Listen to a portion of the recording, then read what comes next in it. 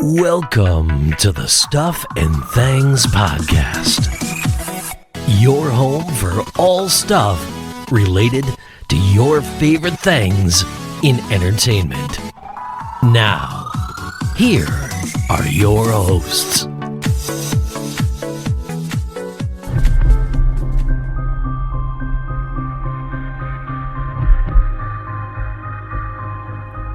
Hello everybody and welcome to a new episode of the Stuff and Things Podcast. I am Sam. Today we're talking Daredevil Born Again in the double episode that dropped, both episodes 5 and 6. Joining me to walk through the events, it's Stefan. Good morning, afternoon and evening. Double episode. That caught me by surprise. Yeah, they did release a schedule for this, but I don't know about you, but when you follow stuff online, stuff like that comes, sort of like appears all the time. And more often than not, it's wrong. So I kind of ignored it. Yeah, I did completely. I was like, yeah, okay, whatever. Yeah. And then you messaged me, week, 2 episodes tonight. I'm like, oh, is there? Mm. Oh, yeah. Yeah, it was a surprise. So they dropped episodes 1 and 2 together, which we said at the time, okay, it makes sense given the events and what it was setting up. Yep. Then we've had 3 and 4 drop weekly, and then we've had 5 and 6 drop together, and then it will go back to weekly again until it finishes out season 1. What are the odds? They're going to change it up. We're going to get 1 episode next week, then it'll be like, we dropped the finale together. Who knows? I guess a lot depends on how well it's doing. I mean, the show has already been renewed and is already filming season 2. Yes. There are set photos and all sorts for that going around everywhere, which is fun. Comic accurate costumes. It's got to be it's got to be both frustrating and amazing to film actually in New York, but you have got no ability to hide. At all. No chance. Yeah. So I mean, I'm trying to avoid anything major, but I did see the Daredevil suit with the double D on it, which looked pretty cool. Does indeed. Yeah. It's always going to look good if you can run around with double D. That's always going to look good. Why is that, mate? Well, because the comic book accurate DD on his top. I'm like, yes. So you reckon anything that's got like double D's on the chest for you is like something you really want to look at? Winning, yes. Yeah. Okay, just thought we'd established that. Yep. That bit of audio will be clipped for my own personal blackmail file later.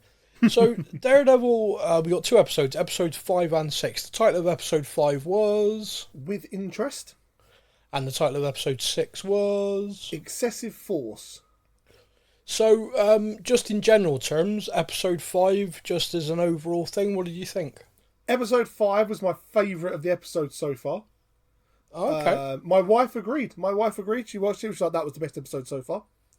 Okay, it's probably my least favourite, so that's quite funny. Yeah, and in fairness, I'm looking at IMDb for the ratings, and it's 8.2, which is the lowest of the ratings so far. Still very let's good. Be honest, with how Disney's doing at the moment, 8.2 is a fantastic score. Yeah. Better No, than it's the still very good. 1.2 their last movie got. Yeah. But 8.2 is a good, solid score. So, in fact, their lowest one so far. They're doing something right. I really liked that episode. I thought it was good. I didn't dislike it. I think for me it felt like the first bottle episode. It kind of tied in, but at the same time sort of took us out into its own little subplot. Completely, 100% agree. Yeah. It was definitely what I would call a bottle episode. Even to the extent that the final kind of scene has wrapped up the entire episode. Yeah. But it was just an episode. I just thought it was a fun episode. Like all the way through, you kind of knew how it was going to end already, but at the same time, it was just fun, and I just enjoyed.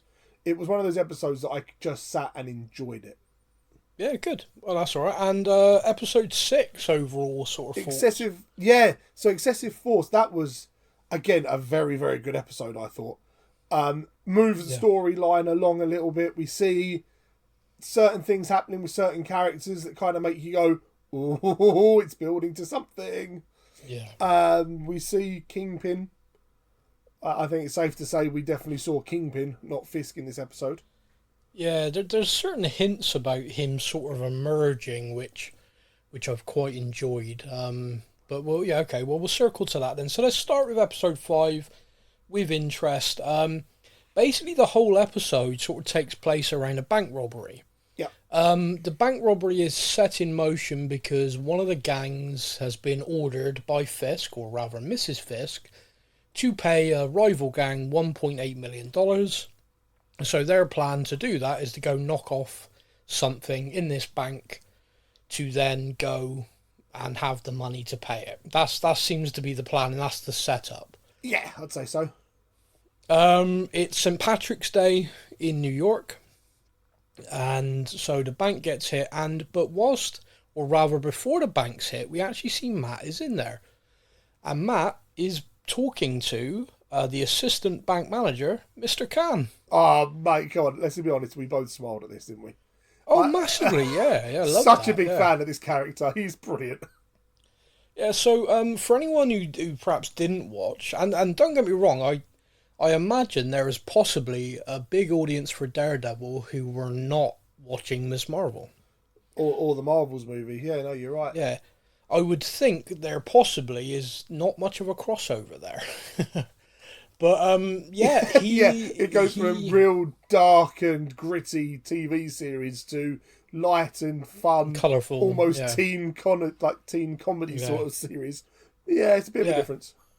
I mean, this is part of the reason why I quite like the Marvel universe, if you like, which is there's something for everyone in amongst it. And it does interlink, but you can kind of watch bits and pieces and enjoy it. At least that's my view anyway. I do seem perplexed sometimes that people are like, oh, this project's crap, I didn't enjoy it, therefore everything's rubbish. It's like, well, maybe it just wasn't for you. You know? No, that phrase doesn't exist on the Twitterverse, unfortunately. No, certainly not. Not for me. I don't have to like everything. Don't be stupid, it was shit. Yeah, everything must be made for my viewing pleasure. He talks about his daughter, Kamala, who is Miss Marvel. He has a Funko Pop on his desk of her. I have custom. that Funko Pop, but not as jazzed up as that one. I have the actual not bejazzled original, like 1980s Ms. Marvel one. How did you feel? I about geeked out about seeing that because you love your Funko Pops, don't you? Oh, massively love them, and I want them to sponsor our show one day. Hi. But yeah, I saw that on the desk. I approached them for that. Like, dude, I have that Funko. Yeah, no, I did actually message them once to see if they were interested, and they told me to take a walk. So, Kamala is visiting friends in California. Subtle hint. What did you think about that? Yeah, I was like, California, what's going on? Oh, there is a lot of stuff going on. Fair enough. West Coast Avengers hint. West Coast Avengers, yeah. So we had that. I mean, that was kind of a fun little thing, kind of throwaway thing, tie-in. We also then, like I said, Matt is applying for a loan. So it would appear that their practice is perhaps struggling because Matt wants to take on so many cases where they don't get paid. Him and Foggy basically were kind of willing to work for chickens, do anything, working out of a crappy office. We know that he's gone up in the world. We know that this firm is kind of bigger, more established. He's got more partners. He's got a partner and more people working there. And his business plan's all about expanding that. But he has tried to stay sort of true to his Nelson and Murdoch roots of still helping the little guy, and that's important to him. Mr. Khan seems to respect that, but at the same time, the bank won't lend him any money based on that. What did you think about this? I mean, it's very accurate. Very accurate. It's like, we can't lend you money based on good morals. Yeah.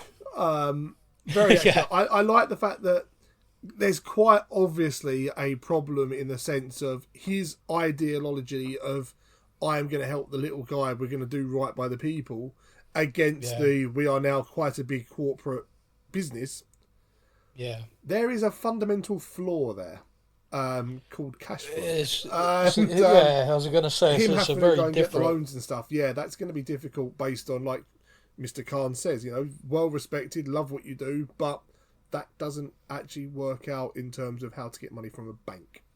No, I mean, it's a very difficult balancing act, but it's an interesting little subplot to keep an eye on, because obviously if he is struggling financially, what does that mean for, Matt Murdock, the lawyer, as his focus will start to shift back to becoming Daredevil, if you see what I mean. It's going to be heroes for hire. Maybe.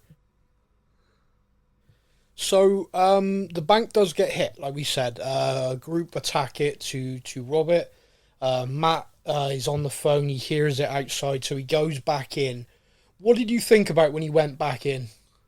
It was, like I say, like, you kind of knew. As soon as he walked back in, you're like, he is going to take them all out single-handedly. Like, how this kind of works. Yeah. But at the same time, I'm like, I'm excited because I know at some point it's going to happen. But to me, it was kind of like, he's a blind lawyer. He's playing into that, obviously. I mean, the guy kept calling him Stevie Wonder, which made me laugh. But how could he do that without giving away who he is kind of where my head was. Now, I know right at the very end, when he leaves, he throws the red mask on, but he's still wearing the exact same suit. It's not like the guy he beats up couldn't put two and two together. Oh, 100%. There's been a couple of times in this now where you kind of think to yourself, wait a minute. There's a scene in the next series as well that kind of leads me down the same kind of, wait a second, someone's going to figure this out route. Team in the next series? Oh, you mean the next episode? The next episode, sorry, yeah. Yeah. And, yeah, like, to walk around the corner wearing the exact same suit, but putting a mask on, it kind of reminds me of the whole no one knows who Superman is because he takes his glasses off. Yeah. No, it's that sort of thing. You're like, come on. Like, wait a minute, I've just spent 2 hours looking at a guy wearing that exact suit. Yeah. But, I mean, you got to go with it. It's comic book. You got to go with it. No, I know. It just kind of like, so for me, when all of it was going down, like you, I'm thinking, well, I know he's going to kick the crap out of him. One, because it's in the trailer. And two, because I'm kind of like, this is obviously what's going to happen. He's gone back in there to save everybody. But like, if you're a witness in there, like the police are doing like their interviews afterwards, it's like, oh yeah, the blind lawyer just stood up to him like nails. Like what? Yeah. Yeah. And Mr. Khan, what happened? Oh yeah, the blind lawyer went out to the toilet, beat the crap out of one, then beat up another one right in front of me. And they're like, I'm sorry, the blind lawyer did what? Yeah, and he came back with the gem that they were looking for. Yeah. And then beat the crap out of another one whilst there was smoke everywhere. Yeah. So I did feel that perhaps, and I guess this is a little criticism, I did feel like there needed to be a line between Matt and Mr. Khan along the lines of, this is between us. Because, like, otherwise that police interview, it's just going to be, all right, well, we know who Daredevil is. We found him. We found a guy that kicks everyone's ass. Yeah. There was a line. So he says about the really good lawyer.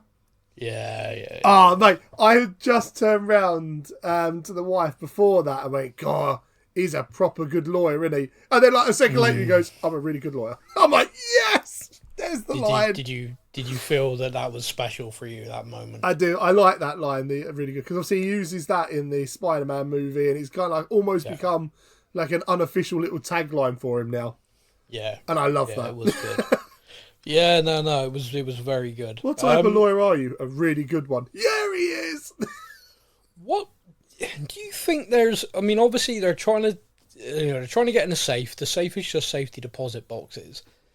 They had a very specific target in mind to steal a jewel, which obviously they knew a value of.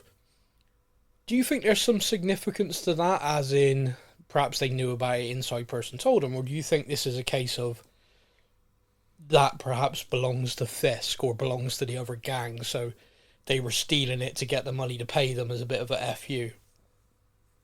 Yeah, I'll be honest with you, I hadn't thought too much into more of what it was, but I like that idea now that actually it was the other gangs, so they were stealing the other guys' gem to pay them off with their own money. Yeah. That sounds very criminal underworld bit of fun, that does. Yeah. Yeah. Yeah, no, I Pay agree. you 101.8 million. Okay, we're going to steal the £2 million gem that's yours. Yeah, exactly. Yeah, Give you the money and still make some money ourselves, but you're actually losing out twice. Yeah, and they actually had an inside woman as well, who Matt obviously worked out right at the very end when he passed it to her. Yes. But then Matt basically pickpocketed it back. He returns it to Mr. Cannon. Mr. Cannon invites him to dinner with his family. I want that scene to happen. I want to see that. Yeah, that's one of those things. So the episode ended, and I was like, oh, please give us that. I want to see the family. Now, there was a little part of me that when you see her kind of open up the wrapper and it's just like a sweet in it instead, there's that little part of me that was like, Matt is set for life. Yeah, that's one way of getting a loan. Yeah, he's now going to, Matt's going to turn up and go, look, I've sorted out the money problems. Yeah. It's dealt with. And I was like, there's a side of Matt I didn't see. No, he put it back. Yeah. I don't know. I should have expected, Matt's the good guy. I should have expected that he was going to give it back. But it was just this little part inside of me that was like, that'd be good. Given that Mr. Khan obviously knows all about S.H.I.E.L.D. and S.W.O.R.D. and Nick Fury, and he's been through everything with the Marvels, he's got an insight into this world. Do you think he's working out who Matt is? I must be, surely. Yeah, I think so. Yeah. Yeah, okay, well that'd be interesting. Now, we talked about the tie-in there to Ms. Marvel. Yeah. The minute we step into the next episode, a BB report opens it, and we immediately get a tie-in to Hawkeye. With the Swordsman. Yes. You remember this guy? I remember him. It took me a while watching it before I kind of placed it and went, wait a minute. Yep. Yeah, so he appears just as his normal self later on in this kind of high society, all of them sneering at Fisk, which again I just find mind-blowing how these people seem to forget who he is. Oh, duh! Of course that's him. Oh, did you not put two and two together? You know when you watch something and you're like, I 100% know who that character is, but where the heck have I seen him before? Yeah. That's thank you. Thank you. There it is. Yeah, I mean, that's the guy from I'm watching Hawkeye. him talk to Fisk and he does the whole, that's not a threat, it's a warning. And I'm like, I know this guy. Yeah. Now I know. Thank you. Yeah. There it is. That is the Swordsman. So he is a vigilante out there doing his thing. So again, another vigilante that Fisk will target. In this episode, just because I mentioned the vigilante and Fisk targeting, he creates the anti-vigilante task force. He creates it off the back of Muse. What did you think about that? Because that, to me, felt like a kind of... We've got a serial killer running around who's not a vigilante, obviously. He's a serial killer. Yeah. We've discovered him today, but because he's wearing a mask, I'm going to put them all in the same bracket and kind of use him to turn the public against vigilantes and people wearing masks as a whole. Like, instantly, I was like, okay, that's brilliant. Yeah, I mean, that's up. proper KingPin level of thinking. Yeah. And he creates this task force and this kind of team of, I'd say, rogue cops, would you say is kind of the fair? dirty cops, yeah. Like, the speech he gives to them to get them all on side as well. You're like, I'm sat there watching it go, this is genius. So he has now created it then. So the anti-vigilante task force exists. That's going to be interesting. Were you, just random question, when you're watching it and he kind of gives out the vests, yeah, we purposely don't get shown what's on the front of the vest. Yeah. And there's part of me is like, has he put a symbol on there that we're going to see later and be like, whoa? Yeah. Or is it just a plain black vest and there's no extra meaning to it? But there was like, watching it and the fact that at no point you see the front of the vest, I'm like... Well, I think there was a set photo that showed them with like anti-vigilante task force written on, but then a few of them had kind of co-opted the Punisher logo as well. Yeah, so that, I was wondering if it was going to have like the Punisher logo with their own bit on it or what. Well, I think perhaps a few of them add that, but it's interesting because there's no way Castle are like that. Oh no, just definitely no not. way. It's like calling him out. And just to be really clear, Castle doesn't wear a mask. Oh no, but he does not give a damn if you know who he is or not. No. He's I am the Punisher, mother. You know, that scene when he's in court in Daredevil and the Netflix series was just amazing. I am the Punisher. So, yeah, we know. we have a scene in this where Matt is kind of saying a prayer, holding on to Foggy's order of service from his funeral. I'm still struggling to accept that Foggy's dead. I'm Apparently still in so's denial. Matt. Yeah. Well, I don't think he's. See, I think Matt thinks he's dead. I don't think it's a case of struggling on that. I think he's obviously struggling to let go of his best friend, which I get. Yeah.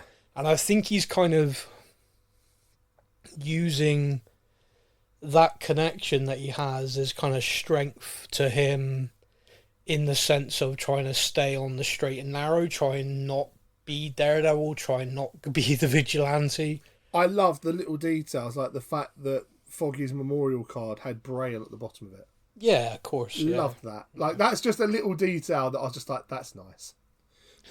Yeah. Matt's talking with Heather, his significant other currently, and Heather, who is a witch doctor, as I like to call them, psychologist, others, shrink.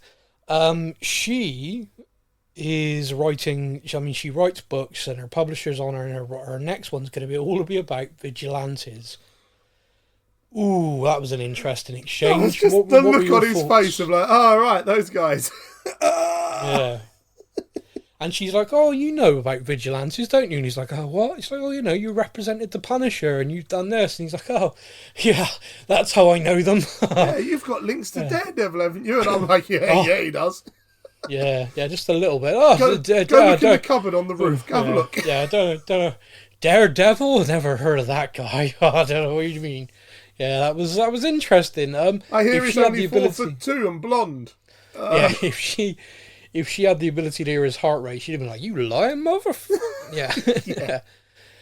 He interesting to me that because what was funny was her kind of idea for the book. I was like, oh yeah, I'd read that.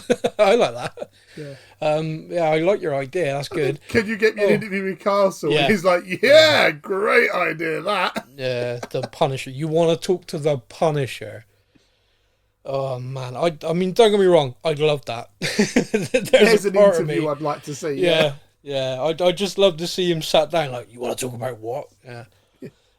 Speaking of sitting down and having a conversation, Mayor Fisk is confronted by the Luca, who's now seems to be running the tracksuits, over having to pay this $1.8 million, and he basically tells Fisk, "No, you're out of the game, old man. Stay out." Whoa. What? I did not think Luca was leaving the room.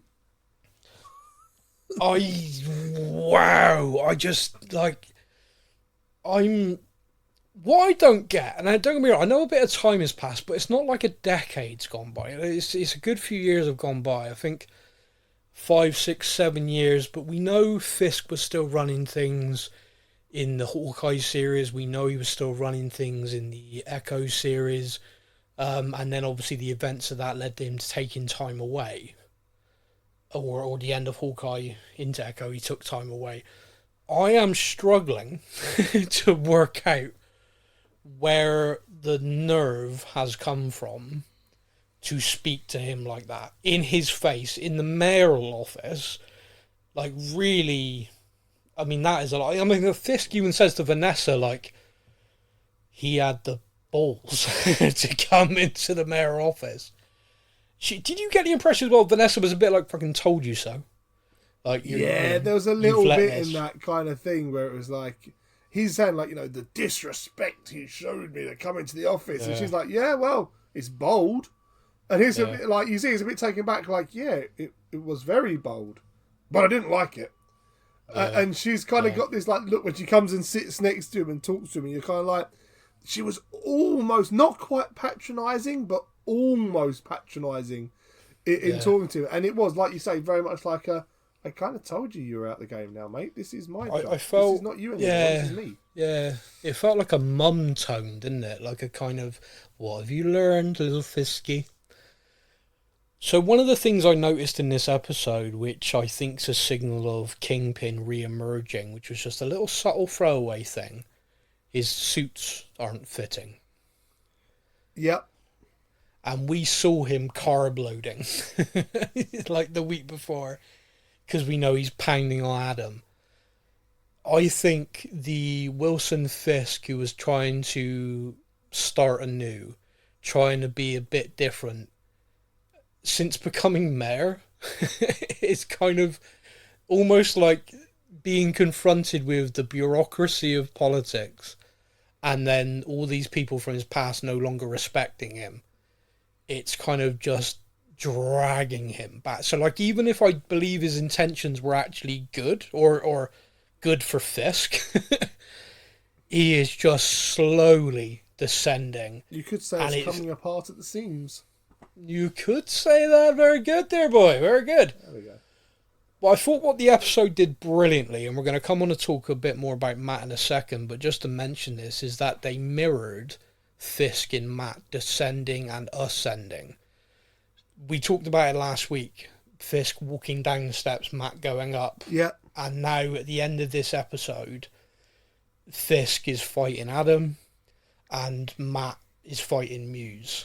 Mate, this scene is absolute cinematic beautiful. Absolutely. Yeah. Like the way they have filmed this. Like this is where that 16, 17-year-old me who did the film studies at school or college or whatever, this is where he gets really, really happy watching these, because that was just filmed beautifully. Yeah, it was good. So to get Matt to that point, Matt met up with Angela, the niece of the White Tiger, who says that he was investigating something. He was on to something about all these people going missing. Whilst that's going on, Fisk is confronted with the fact these murals cannot be removed, and the reason they can't be removed is because they're made of human blood and a polymer which is sticking them to the walls, something they've obviously never had before. It's so gross, yet weird. 60, cool. They believe, what was it? They said they believe 60 different people. Yeah. There was a line that Fisk used about, how did the cleaners work out we had a serial killer before the NYPD? That was good. I did enjoy that. Which again leads to him creating that task Maybe it's force. time to change or look at the system. It was like, oh yeah, okay. Yeah. I mean, again, he's using what's going on to his advantage, but it's clever. I like that. Yeah. But like she tells this to Matt, and he's kind of like, go to the police. That's what they're there for. The police killed my uncle. It's like, Matt, come on, man. It's the way he replies, like, yeah, fair point. Yeah, I'll give you that one. Okay, yep. Yeah. Point you. Okay. Yeah. 15 love. Yeah. He very much takes it on board, but tries to steer away from it. She goes and investigates herself, and is taken by Muse. We've already seen Muse kill and mutilate 2 women earlier in the episode for art. It's so gross. Like, we have had a lot of bad guys in the Netflix shows, in the Disney Plus shows, and in the movies. We have had a lot of bad guys. And this guy is right up there when it comes to, like, the most disturbing. Yeah, if we go with the Defenders alone, I think Kilgrave and now this guy. They're the two. Definitely. Kilgrave messed me up watching him. Like, the things that, like, the manipulation side of it, that messed me up. Yeah. This is on, like, another level. This is just damn right gross and psychotic. Like, the guy, I think you mentioned it in the last podcast, like, the way he was breathing as he started to drain the blood, like, he's getting a sadistic kind of enjoyment, pleasure out of doing this. Yeah. And it is messed up. Like, it is messed up. This is a bad guy. Like, this is a villain. This is messed up and dark, and Matt has a talk with his kind of former detective friend, who's basically trying to, like, letting him know what's going on, in the hope of, if you hear it from me, I can steer you away from this, let the police handle it. Yeah. Personally, I think he's basically just handed him a gun and said, "Don't shoot anyone." But that's Well, kind of yeah, did you get that sense as well? Yeah. Like, I'm telling you so you don't hear it from someone else, but don't do anything about what I'm about to tell you. I'm not entirely convinced his motives there were is what he said. I don't think his words were meaning what he meant them to mean. No. Matt gets a call. Angela's missing. Matt then has a decision to make. He calls 911. What's your emergency? What's your emergency? Fuck it. Yeah. And I loved that. Happy. I loved that. So we knew at that point, okay, Matt's going himself. But is Matt going himself or is Daredevil going? I've seen a lot of criticism of this show so far, saying it shouldn't be called Daredevil Born Again. It should be called Matt Murdock at Law. And one, shut up, because that's stupid. But two, it's called Daredevil Born Again. The character's being born again. It's all about him emerging from this. And we've had, 5 episodes? So episode 6, he's back in the suit. Yeah. I'm happy. I'm loving this. It built. Yes. So when he put the suit back on, it meant something. So I'm going to say this. There is certain CGI of the movement which looks ropey as hell. It really does. There's no getting away from it. I'm going to give them a get-out clause of they have re-edited this show massively to use footage and put it together. I think they're doing a great job. I'm really enjoying it. So I'm going to completely overlook how dodgy that looks. Oh to me. my god. The CGI Daredevil running and swinging on rooftops, yeah. It looks crap. Yeah. But I'm hoping, like you say, let's just give them the benefit of the doubt. They've re-edited it and they're like, do you know what? Just leave that there. It's fine. Yeah. Let's hope that season 2, when they're in complete control, it will resemble the Netflix era, just a bit of parkour running. Not a spider monkey swinging from vines across the top of a roof. You got it. Now, there's Muse. He's about to kill her. I'm thinking, oh crap, she's dead. Like it got to the point I thought, oh shit, she's dead. And then he hears something, and he goes out, and there's the red lights of the train, and he's looking at them, and then he kind of focuses his eyes, and then you see someone running. I was like, oh, that is so good. Yep. I loved that. I mean, CGI dodgy, but I loved that was how they brought him in, and then he attacks him, and we have that fight. Now, that fight's going on whilst Fisk has walked down to see Adam, and he's carrying an axe, and I'm like, well, Adam, nice to have met you, goodbye. In my head, I'm like, how dark is this show going to go? Like, you slept with my wife, dark. so I'm going to let you go, but I'm chopping something off first? Like, is it going to go that dark? Or... No, I just thought he was going to kill him with an axe. I was just like, okay, that's fair enough. He's going to go down there and straight up murder him. But no, Fisk delivers yet another cold-ass line about when he was a kid, he had to fight people bigger than him, and he learned that tools could be a great equalizer. Of course, he used a hammer. So he hands Adam an axe to make the fight even, and then proceeds to beat the shit out of him. Adam's there even though he had an axe. This axe, like, wait, am I meant to do what I think I'm gonna? No. Yeah. Yeah, fuck it. Yeah, I mean, Fisk pummels him. Now, again, I think Fisk is beating him to death, but he doesn't. He beats him unconscious, then throws him back in the cell. He is his plaything. I'm not going to lie, when Adam's laying on the floor and Fisk is just sat looking at him, I'm looking at Adam going, is he breathing? Is he still breathing? Like, if he's not dead, he is definitely dying from those internal injuries that he has received. It was like a bear looking down at a carcass, wasn't it? Yeah. It was just like, oh jeez, that was insane. But the fact he gave him an axe, like, okay, let's make this fight fair. I'm like, wow. Okay, yeah, so this is... KingPin's back. It's almost... So what I'm thinking is this is almost his therapy. So he is going down there to do stuff to Adam to prevent him from snapping. So the reason he's able to control his temper and everything elsewhere... It's because he's snapping at Adam instead of his temper. Yeah, basically, yeah. So it's going to be interesting if he goes down there and he's bled out, like you said, like his injuries are... Oh, yeah, he succumbed to his injuries. Then he's like, okay. And then all of a sudden it's... I don't have that release from my rage anymore. I'll be fine. Then someone's going to be like, oh, sorry, sir, there's someone in the way. And then snap, dead. Daniel's bumbled because he's made another mistake instead this time, yeah. Yeah. So that, again, that's something to keep an eye on. I think that is a We talked about it. He is a volcano just waiting to erupt, and we know that. When it comes to Daredevil versus Muse, what did you think of the fight? I loved it. I think I loved it in the sense because of how it was filmed with the Fisk fight as well. Yeah. Like, it was just great because it was like literal mirroring. Like, one gets thrown against the wall and it cuts to the other one bouncing off the wall. It was brilliant. But there's a certain level of Daredevil not holding back anymore, it feels. Well, when he was stringing him up and literally only stopped because he heard her heart stopping. Yeah, like, this is... Like that was interesting. This is a different Daredevil. He is not holding punches anymore. Yeah, that was interesting. You know, like you said, he is breaking bones. He is snapping people, like in the previous episode. Oh, the leg break. Stop. Yeah. Yep. Exactly. You know, he is not holding back. So it is interesting, and he saves her, but Muse escapes. He saves her only just. So, I really thought that she was gone. Yeah, so did I. I also did wonder if she was wearing the amulet that was going to save her or something, but it appears they're just... Nope. Yeah, apparently that's not there, so we're just going to ignore that.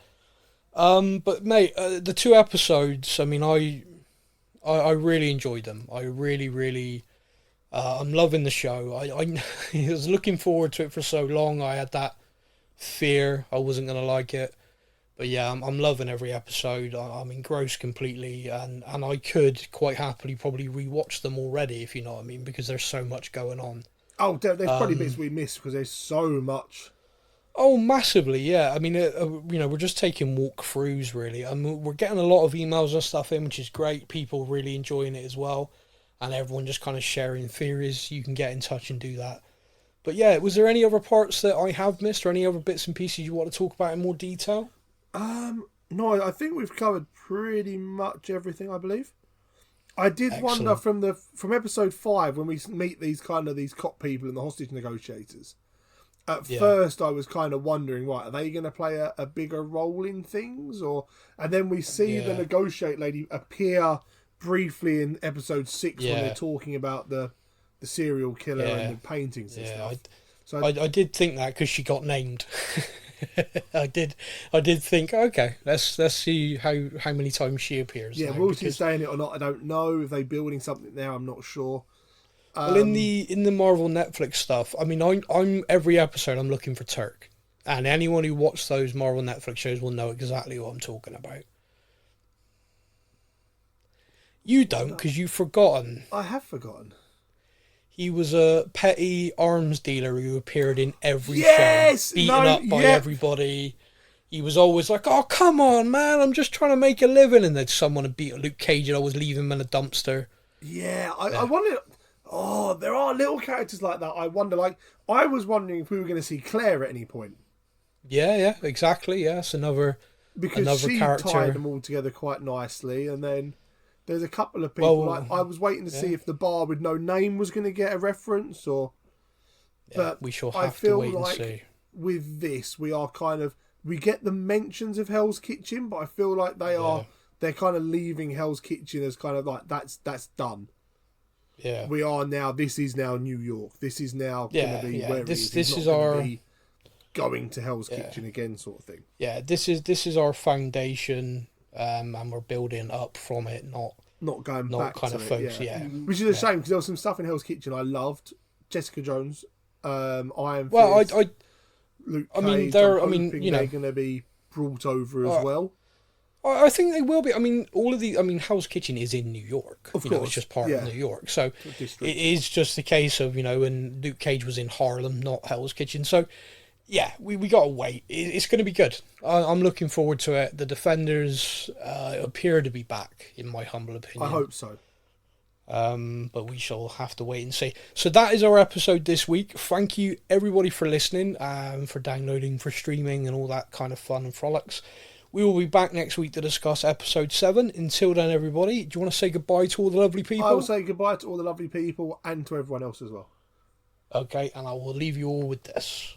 And when I was younger, smaller, I went up against men 3 times my size. Men who knew how to use their hands. They did so often. And I learned that a simple tool It can be a great equalizer. Thank you for listening to the Stuff and Things podcast. We hope you enjoyed the show. You can find us on Facebook or online. Simply search the Stuff and Things podcast to join in our conversation every week.